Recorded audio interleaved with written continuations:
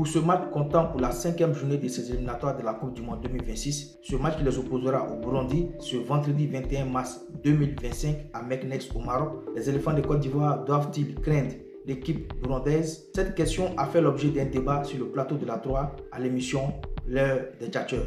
Les amis, on regarde cette vidéo attentivement jusqu'à la fin, on la partage, on la like et on donne notre point de vue en commentaire. Messieurs, faisons donc le point dans le groupe F des qualifs du mondial 2026. On l'a dit, avec la première place occupée par la Côte d'Ivoire, 10 points plus 12, deuxième le Gabon, 9 points plus 2, troisième le Burundi à la surprise générale. Bon, voilà. 7 points plus 2, quatrième le Kenya, 5 points plus 4, la Gambie, cinquième, 3 points plus 0. Et bon dernier, les Seychelles, 0 points, moins 20. Alors il faut continuer donc de maintenir la cadence et cela passe par une victoire absolument face au Burundais. Oui, effectivement, si la Côte d'Ivoire veut garder cette distance avec le Gabon, qui est son poursuivant direct et qui est juste à 1 point, il faut évidemment revenir de Meknès avec 1 point ou avec 3 points ou à défaut 1 point. Mais je sais que dans la tête des éléphants, c'est forcément objectif 3 points. S'ils arrivent à le faire, je pense que la course peut continuer sans danger. Moi, je pense que la Côte d'Ivoire doit maintenir la cadence et essayer au sortir de ces 2 journées rester leader de leur poule, et je pense que c'est possible. Et comme vous voyez, l'adversaire de la Côte d'Ivoire, le Burundi, a coincé face au Gabon. 1-2. Et le Gabon était à l'extérieur, jouait à l'extérieur. La Côte d'Ivoire a battu le Gabon à domicile. Et la Côte d'Ivoire a battu les Seychelles 9-0. Mais le Burundi a battu les Seychelles 3-1. Donc, offensivement et défensivement, la Côte d'Ivoire, pour moi, et je le répète, est un cran au-dessus de son prochain adversaire. Très bien. Alors, la Côte d'Ivoire doit-elle se méfier du Burundi? Parlons donc de cette 5e journée des qualifs du Mondial 2026. Quelle est votre réponse là-dessus, Saint-Séverin? Oui, mais Magat, la question ne se pose même pas. Ah oui? Nous sommes en football. Ça, on le sait. Oui. Un match de football se joue en respectant l'adversaire, quel que soit l'adversaire. Même quand la Côte d'Ivoire va reprendre le chemin des Seychelles pour jouer contre les Seychelles qu'elle a battu 9-0, elle va se méfier. Donc oui, la Côte d'Ivoire doit se méfier du Burundi. 1, d'abord parce que le football le demande. 2, parce que le Burundi est 3e du groupe, mais a seulement 3 points des éléphants. Ça veut dire qu'il y a une victoire uniquement entre les 2 équipes et que c'est un danger si elle s'est fait marcher dessus par les Burundais. Moi, en fait, en me référant au mot se méfier, ça me ramène certainement à un autre mot qui est craindre. Je dis non, la Côte d'Ivoire ne peut pas craindre et se méfier du Burundi. D'accord, mais c'est qu'il dit, Saint-Séverin, nous sommes à une victoire, c'est-à-dire c'est une victoire qui sépare les 2 formations. La Côte d'Ivoire a 10 points, le Burundi en a donc 7.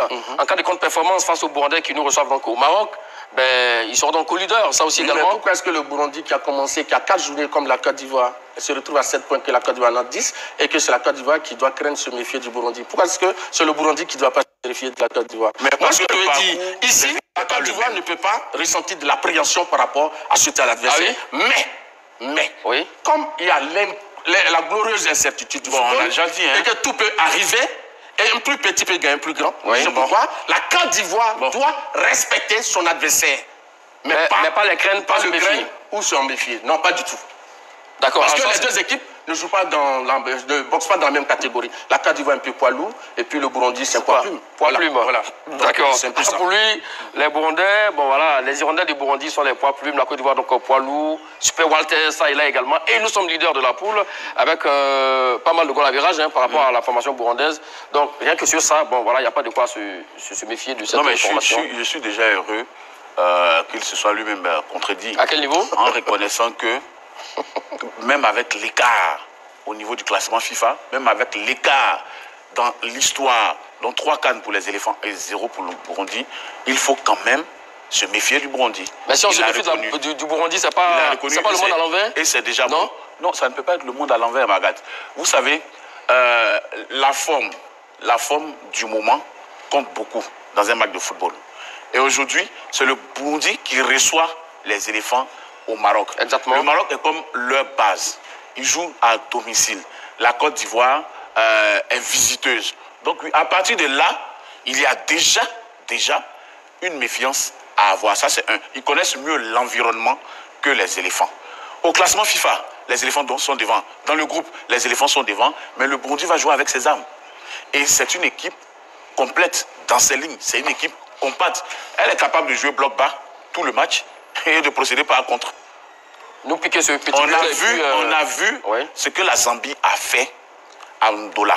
C'est quasiment dans le même schéma. D'accord. Voilà. Très bien. Oui, mais la Zambie est quand même un cran dessous du Burundi. La Zambie est quand même champion d'Afrique. Attention, Marcel Gourou. Oui, la Zambie est champion d'Afrique. Je suis un peu d'avis avec lui sur ça. Quand on va à Lilongwe face au Kenya, 0-0. Sierra Leone, déplacement, on a perdu.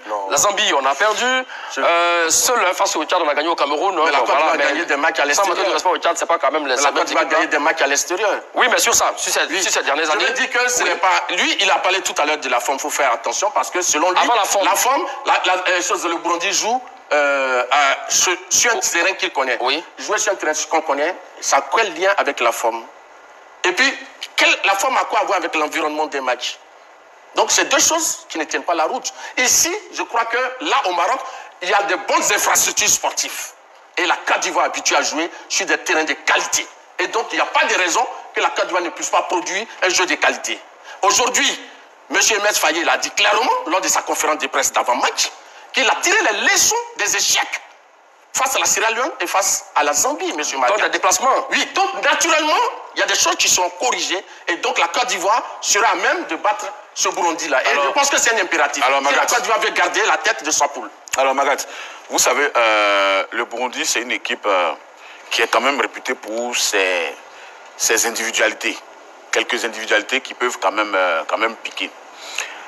Aujourd'hui, ce qui ne plaît pas en faveur de la Côte d'Ivoire, c'est que vous avez d'un côté une équipe des éléphants avec des stars qui évoluent dans des grands championnats. Et donc qui, à cette période de la saison, mais sont plus fatigués évidemment à cause de la charge de travail dans ces grands championnats. C'est différent, Magat, des joueurs du Burundi qui, pour la plupart, jouent dans de petits clubs en Europe. La star, par exemple, joue en République tchèque. La grande star, seulement le meilleur buteur, joue en République tchèque. C'est différent. Donc, ça veut dire que vous avez d'un côté une équipe avec des joueurs qui pourraient arriver plus frais et d'un côté une équipe avec des joueurs qui ont des jambes à cause de la charge de travail dans leur équipe. Ça, c'est un. La deuxième chose. On n'a pas de joueurs frais dans notre effectif. Quelques-uns. Vos meilleurs stars n'ont pas plus de 10 matchs. Bamé est frais. Durant cette saison. Ibrahim Sangaré est frais. Non, mais il n'y en a pas. Vous parlez de moins de 10 matchs et de fraîcheur. Alors que j'ai parlé de la charge de travail dans les grands championnats. C'est différent. D'accord. Et maintenant, vous avez certaines de vos stars qui arrivent diminuer à cause du temps de jeu, du nombre de matchs. Les joueurs du Burundi qui jouent dans les petits clubs sont tout le temps alignés dans leur championnat. J'ai vu les statistiques. Ils ont toujours été alignés dans les championnats. Ceux qui jouent au Rwanda, ceux qui jouent en Afrique du Sud, ceux qui jouent en République tchèque, ceux qui jouent au Danemark, ils jouent tous les matchs.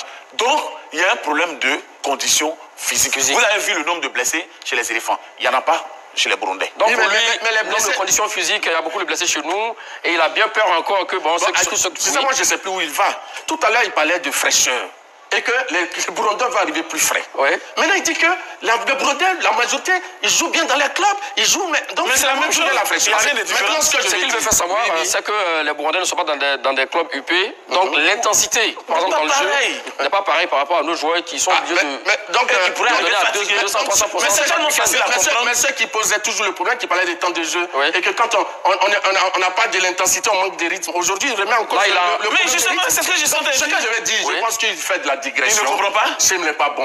Ici, la Côte d'Ivoire ne peut pas se méfier du Burundi parce que la Côte d'Ivoire joue à un niveau qui est plus haut que celui. Alors, mais c'est justement s'il vous plaît.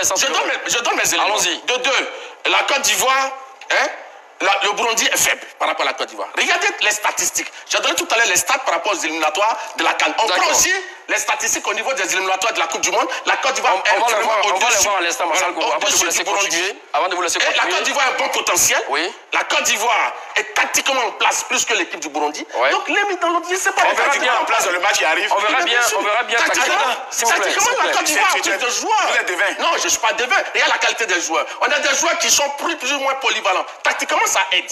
D'accord, Plus qu'il y a des joueurs qui jouent dans des championnats moins réputés. Nous allons voir.